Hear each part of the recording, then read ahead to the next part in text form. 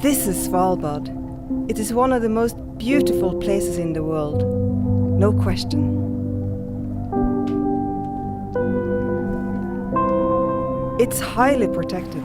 People aren't normally allowed to set foot on these islands.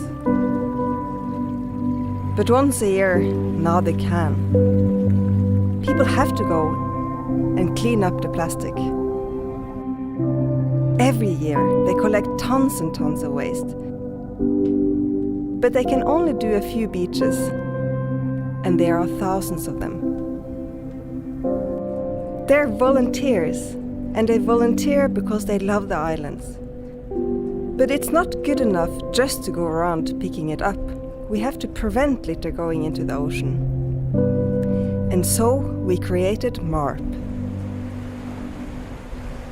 So the project Marine Plastic Pollution in the Arctic, or MARP for short, it's all about how we can get new knowledge that can prevent plastic from entering our oceans.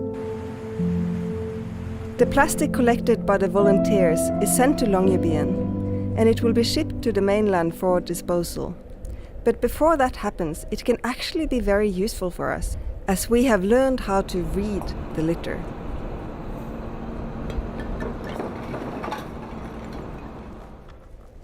The reason why we started this project in a heap of litter up at Svalbard was that we wanted to understand where does this come from. Because when we know where it comes from, we can also start taking action in order to prevent litter from entering the oceans. These strapping bands, it's really, really sad. Don't understand why there's so much of them. According to the fishers, they told us that there's no good reason why this should have been washed overboard. It's likely that these strapping bands have been dumped. This is it's a clear cut. It means that it's been probably cut off for repairs. And then this has ended up in the ocean. Yeah, polystyrene will soon disintegrate and be microplastic. All the plastic that enters the ocean will eventually break down into smaller and smaller particles. We can no longer see it, but it will linger for hundreds of years, causing damage to our ecosystems that we are just beginning to understand. So we're trying to find out what happens when smaller plastic meets the organisms that live at sea, and I work with some of the smallest ones, the zooplankton, which are small creatures that just float around with the ocean currents. And so I'm trying to figure out what happens when they don't meet their food but meet microplastics instead. We know that plastic is entering the food chain, but we don't yet know the full implication of this. The impact on the fish that we eat is one of many costs of marine plastic pollution that we are trying to understand. It is easier to understand the economic values that we get from the oceans. For example, we've caught fish from the oceans and it's easily understandable that we sell on the market. There are also a number of services or benefits that we get from nature and in particular from oceans. And we try to use different methodologies in economics to approximate rather the values that we get from nature and the oceans in particular. So by trying to put a value on nature, we are appealing to a way of thinking that people can understand. However, it's not straightforward to estimate these values. I'm a resource economist, trained as a very traditional economist, but with specialization in resource or natural resource management. I work with willingness to pay for ecosystem services. And ecosystem services is the services that nature provides us. And marine litter will spoil or destroy some of these services. So my task here, or my idea here, is to go in and try to tease out for people what are they willing to pay to hinder increases in marine waste.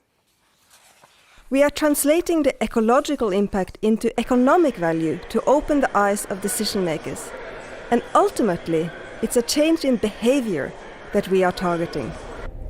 We believe that the change that is needed is so big, we need to even reconsider our economy. There is a way of constructing our economy in a more sustainable manner. We used to think about the economy as a linear line, with first extraction of primary resources from nature. Then we produced something, consumed, and the output was waste. But there is a more sustainable way in constructing the economy. But then we have to think about the waste as resources and to channel it into our economic system before it becomes waste. So when we are constructing a product, we must make it so that it can be repaired and reused. And in this way we keep the product longer in the economy. And then when we cannot repair it anymore, we can recycle it into new products. Then we can use less primary resources in here, and instead secondary raw materials entering here. And the circle is going, instead of ending with the waste.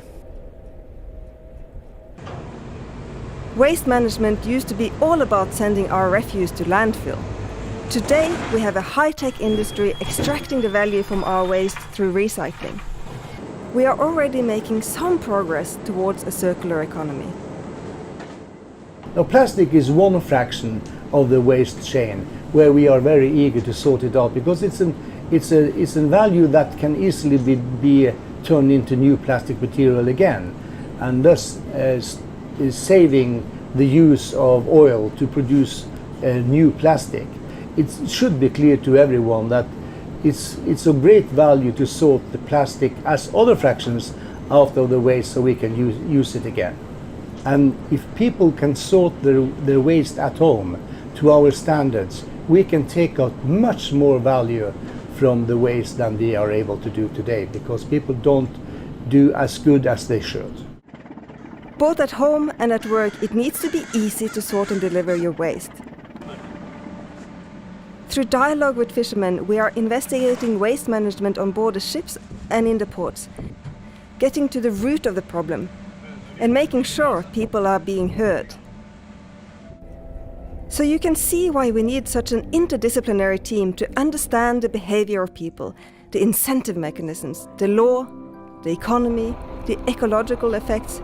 We need all these perspectives if we are going to get really good, clear data on this hugely complex issue. What we have experienced is that when people become really aware of the seriousness of this problem, they want to be a part of the solution. And there are so many solutions that easily bring positive change. Problem solving appeals to our creativity. It is how we can ultimately change people's behavior and stop this plastic tide from poisoning our planet.